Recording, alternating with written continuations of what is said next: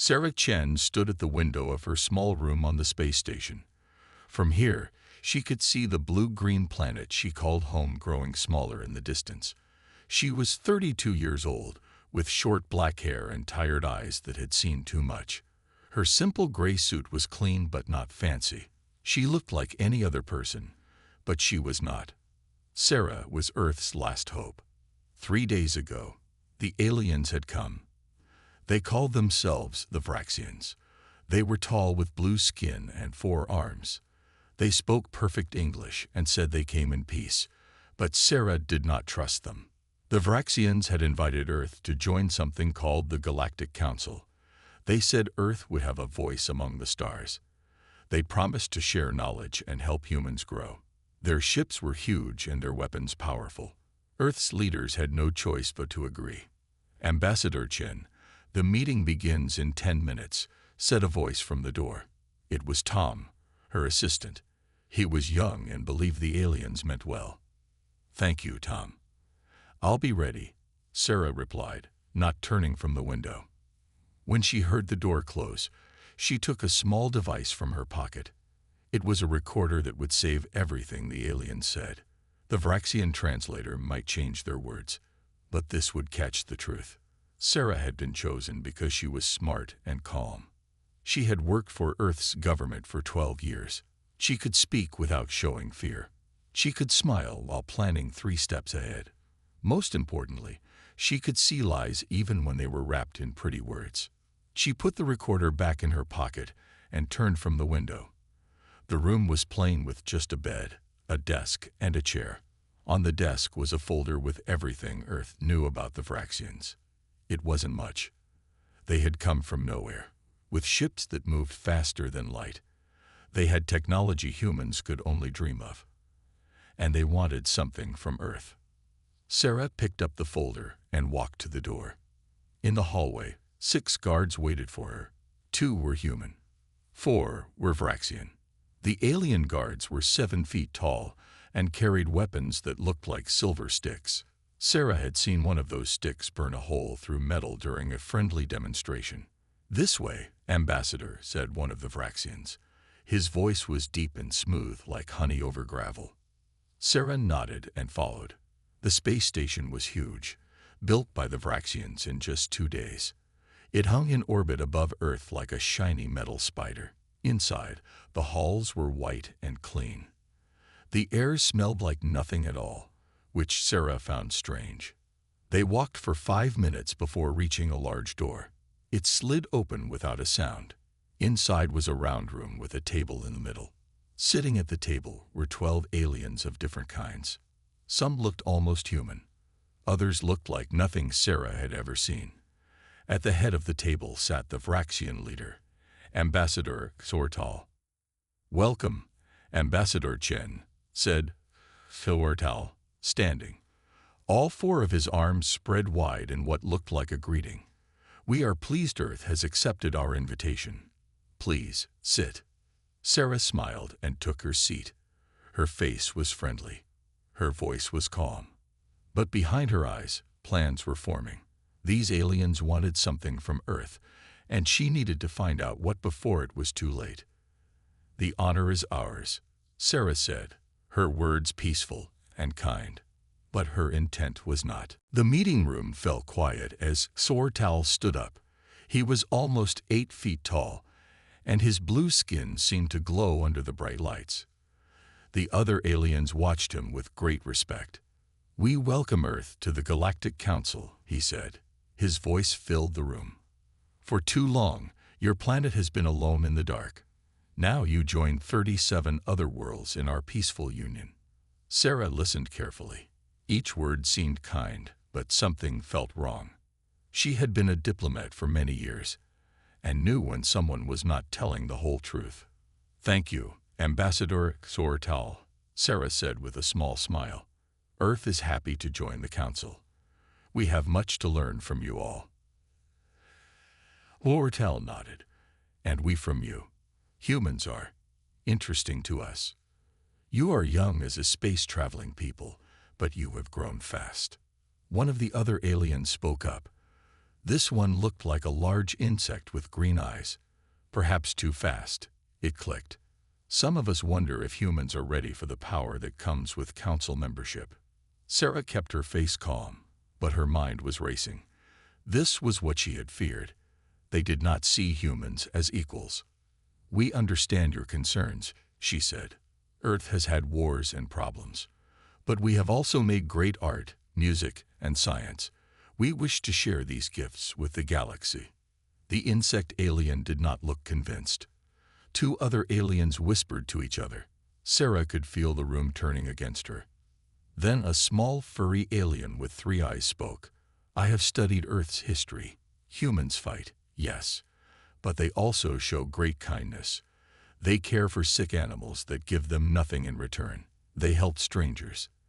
These are rare traits in the galaxy." Sarah gave the furry alien a grateful nod. She had an ally, maybe. Hectortal raised one of his 4 hands. "This is not why we are here today. We must discuss the terms of Earth's membership." For the next hour, they talked about rules and agreements. Each time Sarah asked about sharing technology, Hectortal changed the subject. When she mentioned visiting other worlds, the aliens looked uncomfortable. "One thing is clear," Hectortal said finally. "Earth must agree not to expand beyond your solar system without council approval. This is for safety." Sarah frowned. "That would limit our growth for hundreds of years." "It is not open for debate," said the insect alien. "Take this offer to your leaders. They have 3 Earth days to decide." The meeting ended. As Sarah stood to leave, the furry alien approached her.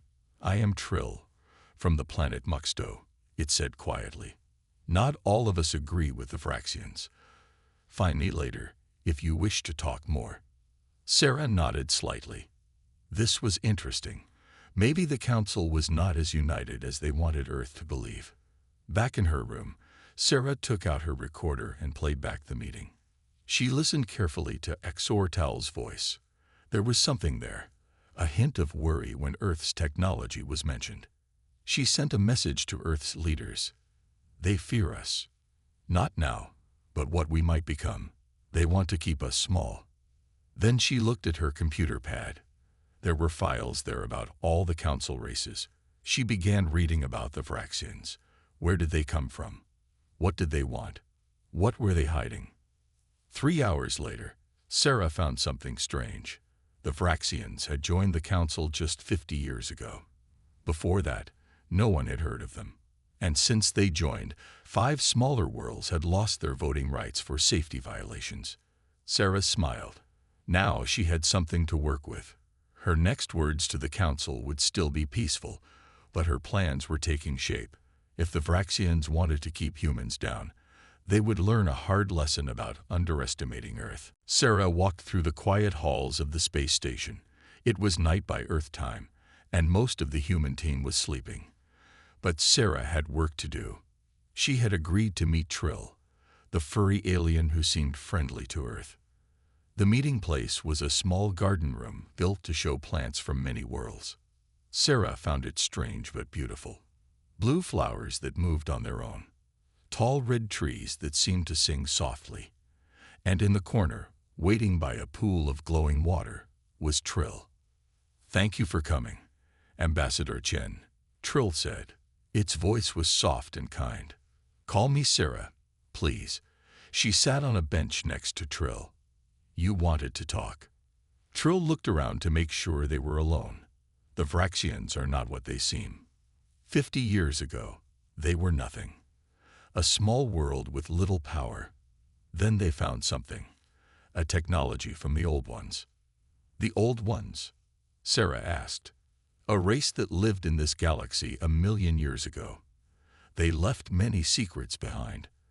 The Vraxians found one and used it to grow strong very fast." Trill's 3 eyes blinked nervously. "They say they want peace, but they want control." Sarah nodded slowly. This matched what she had found in her research. "Why are you telling me this?" "Because my world was like yours once. New to the stars. Full of hope." Trill's fur seemed to droop. The Vraxians offered us help but took much more than they gave. Now we depend on them for everything. And you think they plan the same for Earth? Yes, but you humans worry them. You learn too quickly. You adapt. You fight when cornered. Trill touched Sarah's hand with a soft paw. They will try to control you with rules and limits. If that fails, they have other ways. Sarah felt cold inside. What ways? Last year, a world called Eridani refused Vraxian demands. Now their sun is becoming unstable. The Vraxians say it is natural. But Trill did not finish. I see. Sarah's mind was working fast. Are there others who think like you in the council? More than you know. The Vraxians rule by fear, not friendship. Many would stand with Earth if you showed another way. When Sarah returned to her room, she sent another message to Earth's leaders. This time, she asked for something unusual. The complete history of human warfare and conflict resolution. Every battle strategy. Every peace treaty. Every revolution. The next day, Sarah was called to meet Sortal alone. His private office was large and cold. He sat behind a black desk that seemed to float in the air. Have your leaders considered our terms? He asked without greeting. They are still thinking, Sarah said calmly. Some find the limits difficult to accept. Sortal's upper arms crossed. There is no choice. These are the terms. Sarah tilted her head. Perhaps, but Earth has questions first, about the Eridani sun problem, about the 5 worlds that lost their council votes, about technology from the old ones. For just a moment, Sortal's blue face turned pale. His 4 hands gripped the edge of his desk. Then he controlled himself. Where did you hear such things? His voice was ice cold now.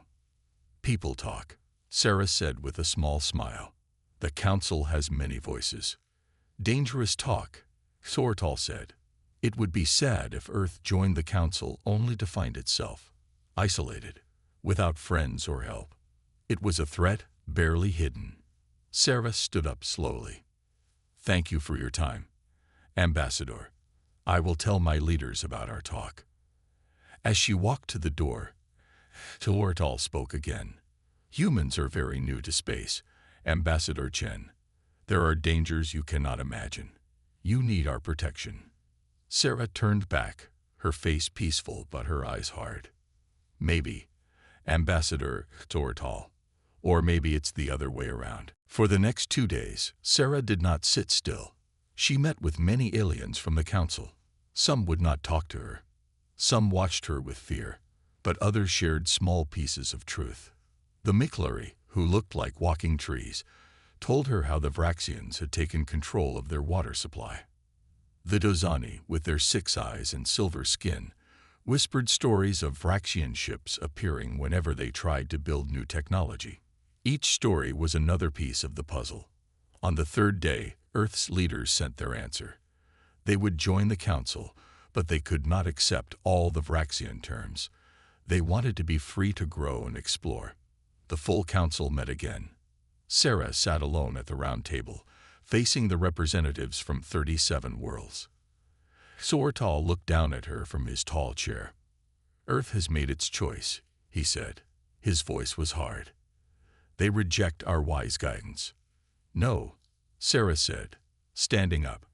Earth wants to join the council as an equal, not as a servant. The insect alien clicked its legs angrily. You have no right to ask for equality.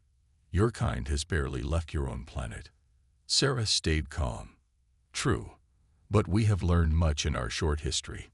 About war, about peace, about how power can be used well or badly. She touched a button on her wrist. The lights in the room dimmed.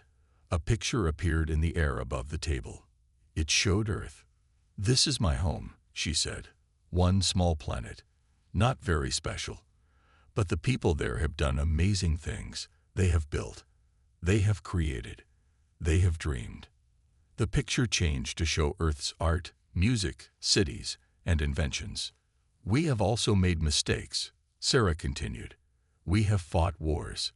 We have hurt our world. But we have always learned and grown. Now the picture showed something new. It was a map of Vraxian space. It showed their planets, their ships, and their secret bases. It showed the worlds they controlled. Exortal jumped to his feet. "This is forbidden information." "How did you get this?" Sarah ignored him. "For 50 years, the Vraxians have taken what they wanted from other worlds. They have used the Council to make rules that help only them. They have punished any world that stood against them." The room was very quiet now. Many aliens looked scared. Some looked angry. "This is a lie," Exortal shouted. "Humans are dangerous. They cannot be trusted." "Maybe," Sarah said, "but we can prove everything we say." She touched her wrist again. New pictures appeared. They showed Vraxian ships around the Eridani sun. They showed Vraxian soldiers on worlds that had lost their council votes. They showed secret meetings where Exortal had planned to keep Earth weak. "Where did you get these?" Exortal's voice was shaking now. Sarah smiled. "You are not the only ones with technology from the old ones. Earth found something too, many years ago. We kept it secret. It lets us see very far." This was not exactly true. Earth had no such technology.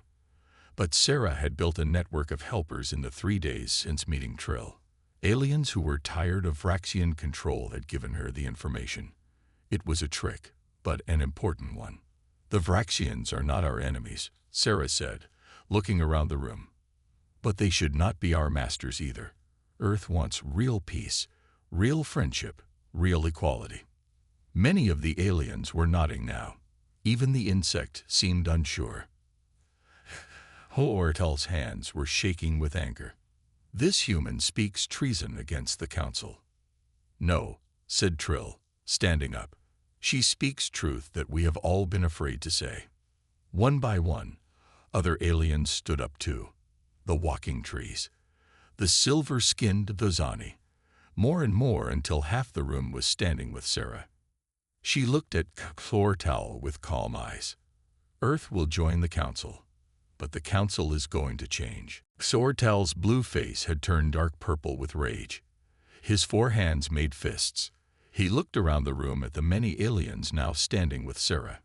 "This is not how the Council works," he shouted. "The Vraxians have led you all to peace and order. Without us, there would be chaos. Without you, there would be freedom," said the leader of the Dozani, her silver skin shining in the dim light. Exortal pointed at Sarah. "This human has tricked you. She has no proof of her claims." Sarah stayed calm. "I have sent copies of all these images to every world in the Council. Your secrets are no longer secret, Ambassador Exortal." For a moment, it seemed Exortal might attack her. 2 of his guards moved closer to him, their silver weapons ready. The room grew tense. Other aliens backed away, fearing a fight. Then a new voice spoke. It was deep and slow, like thunder far away. "Enough." Everyone turned to look. In the corner of the room stood a figure that had been silent until now. It was very tall, covered in gray scales, with eyes like black pools.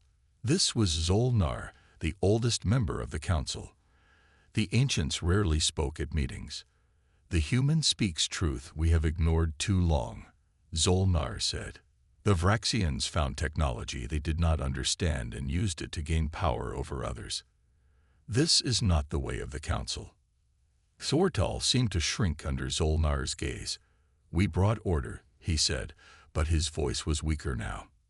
"You brought fear," Zolnar replied. "And now it ends." The room was completely silent. No one moved. Sarah watched carefully, ready for anything. This was a dangerous moment. Exortal looked around the room, seeing enemies where he once saw servants. Then he touched something on his wrist. A small light began to blink. "If I cannot leave the Council," he said, "then perhaps the Council should not exist at all." Sarah knew what this meant. She had heard stories from Trill about how the Vraxians dealt with those who opposed them. She had only seconds to act. "Block all signals from this room," she shouted. "Now." Several aliens moved quickly, using their own technology. The light on Thortal's wrist stopped blinking. "What have you done?" he demanded. "Saved lives," Sarah said, "including yours. Did you really think we wouldn't know about the hidden weapons pointed at this station? The ones set to fire if you gave the signal." This was another guess, based on the patterns she had seen in Vraxian behavior. But from Thortal's shocked face, she knew she was right. "You know nothing," he hissed. "We know everything," Sarah said, "and so do the people on your homeworld now." She touched her wrist again, and a new image appeared. It showed crowds of Vraxians in the streets of their capital city. They were watching giant screens that showed the same evidence Sarah had just shared with the council. "Your own people are watching this meeting," Sarah explained. "They see how you have used them, how you risked their safety for your power. They are not happy." The image showed angry Vraxians shouting and marching toward government buildings. Thortal fell back into his chair. "This cannot be happening," he whispered. Sarah walked around the table until she stood in front of him. She was small compared to his tall blue form, but now he seemed to be the weaker one. "You have two choices," she said. "Work with us to build a better council where all worlds are truly equal, or fight alone against everyone, including your own people." She held out her hand to him, a human gesture of peace. "What is your answer?" she asked. The room waited. The future of the council, and perhaps the galaxy, hung on Thortal's next words. Thortal stared at Sarah's outstretched hand. His forearms hung limp at his sides. For a long moment, he did not move or speak. The entire council chamber was silent, waiting. Then, slowly, one of his hands rose. But instead of taking Sarah's hand, he pressed something on his chest. A bright light flashed around him. "You have not won," he said.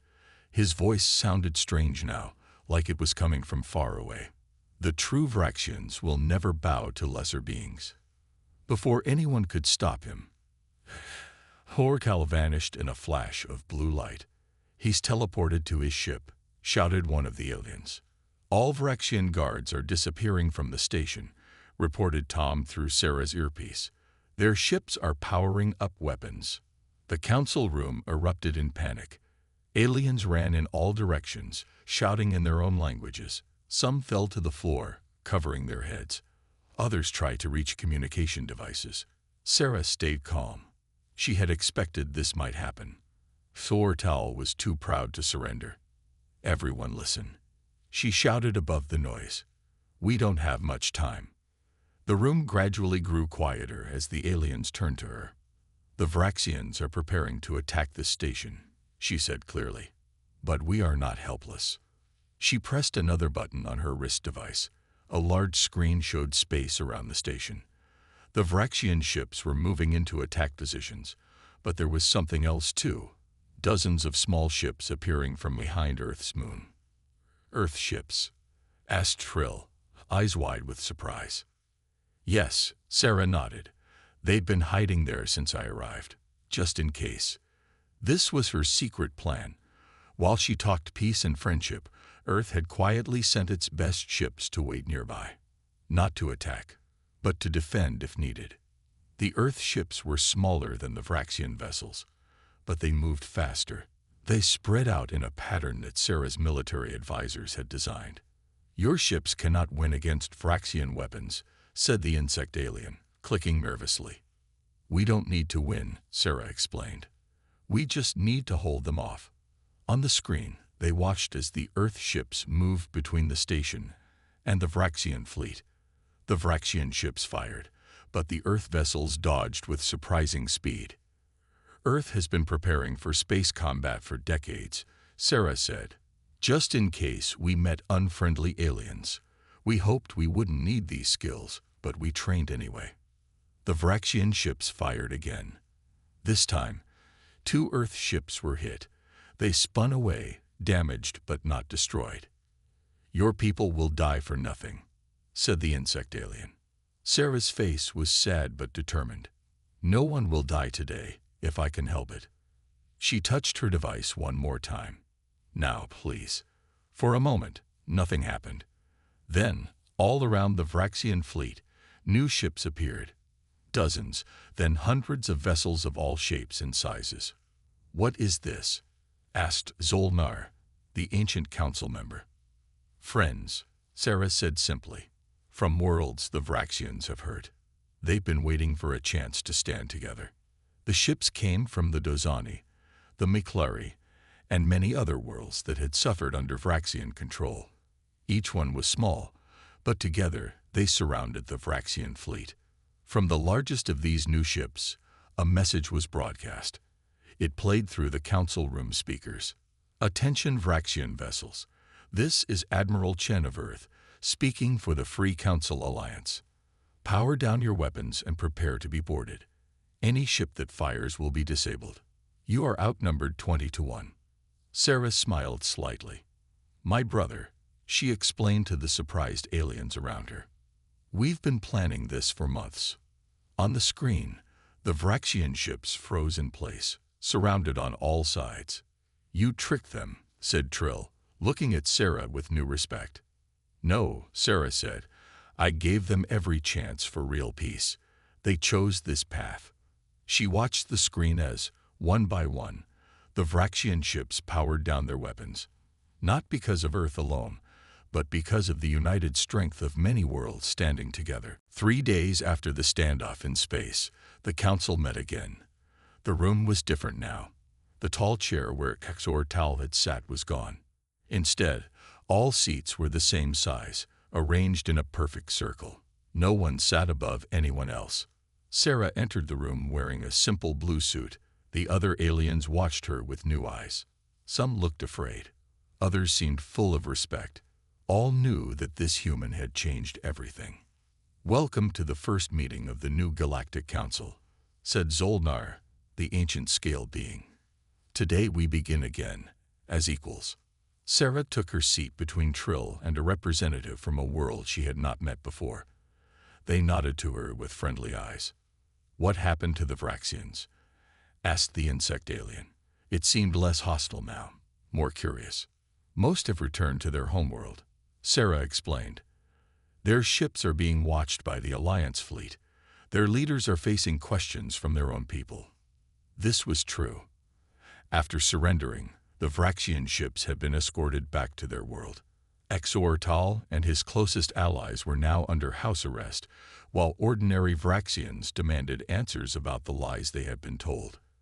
"And what of their technology? The power they took from the old ones?" asked another alien. "It has been secured," said Admiral Chen, Sarah's brother, who stood at the back of the room. "A team of scientists from 12 worlds is studying it. What they learn will be shared with all council members." The council members murmured their approval. This was a new way of doing things. No secrets. No single race controlling powerful technology. "And what does Earth want in return for their help?" asked the insect alien, still slightly suspicious. Sarah smiled. "A fair chance. The right to explore and learn. To trade and grow. The same rights all worlds should have."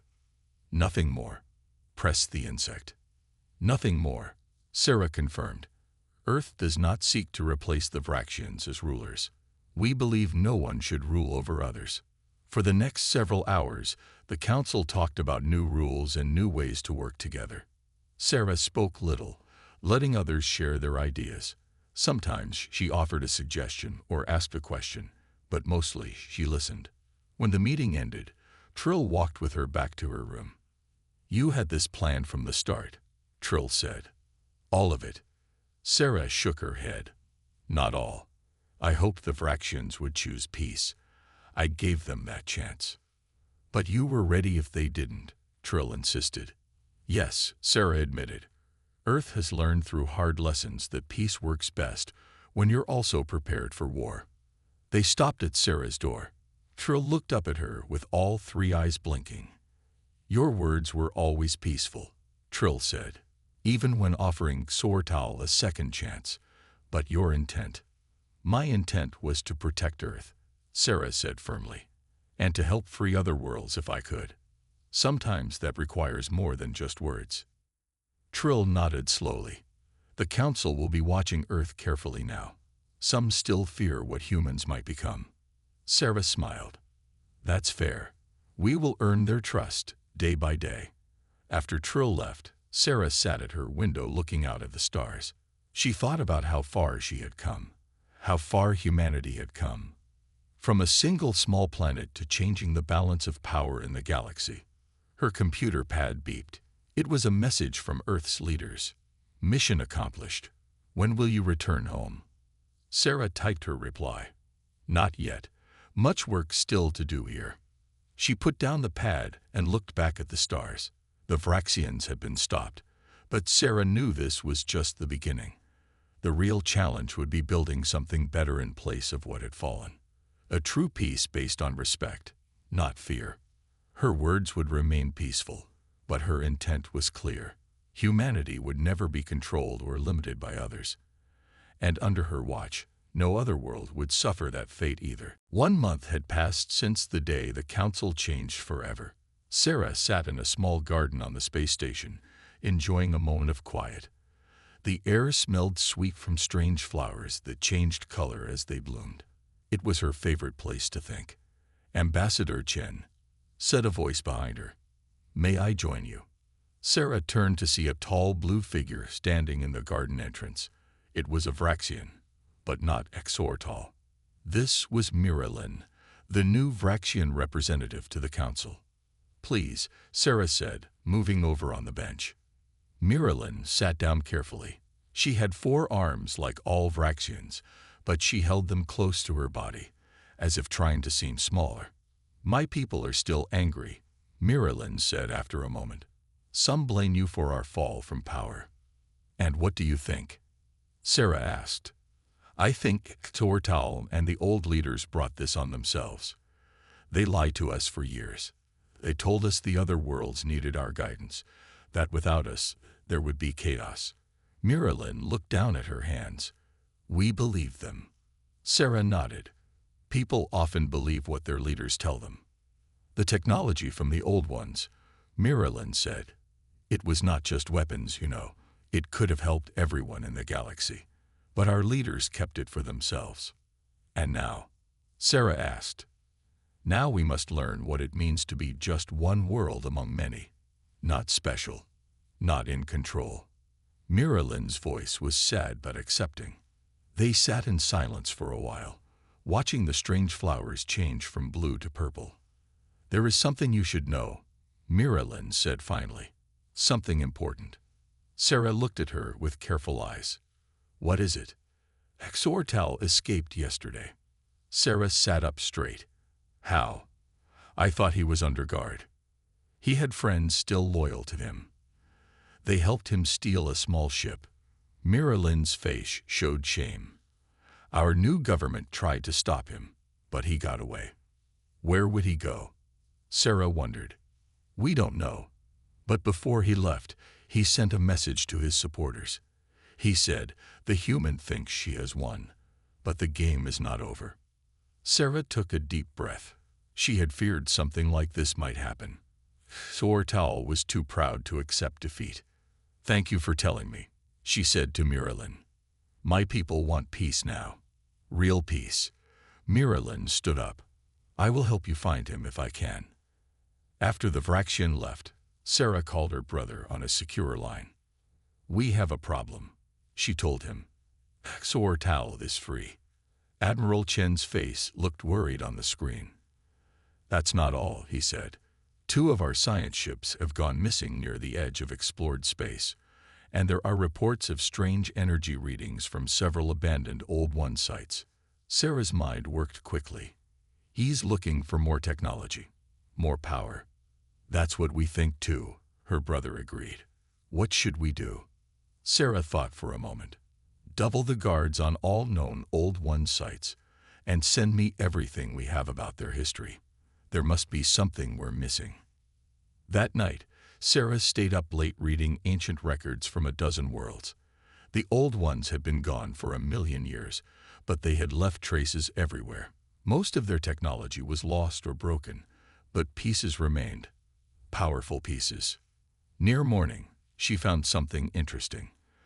A story from Trill's world about a special place the Old Ones had built, a place that could speak across time. The story said this place was hidden, where three suns meet. Sarah checked the star maps.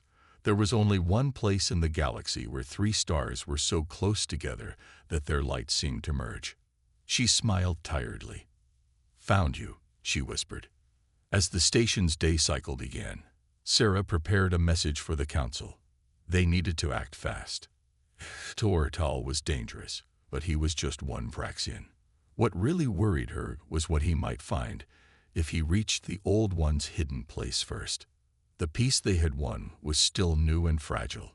Sarah knew it would have to be tested by fire before it could truly last. The journey to the three suns took 5 days. Sarah traveled on the fastest ship Earth could provide, along with a small team of trusted allies. Trill came, bringing ancient knowledge from his world. Zolnar joined them, his great age giving him wisdom about the Old Ones.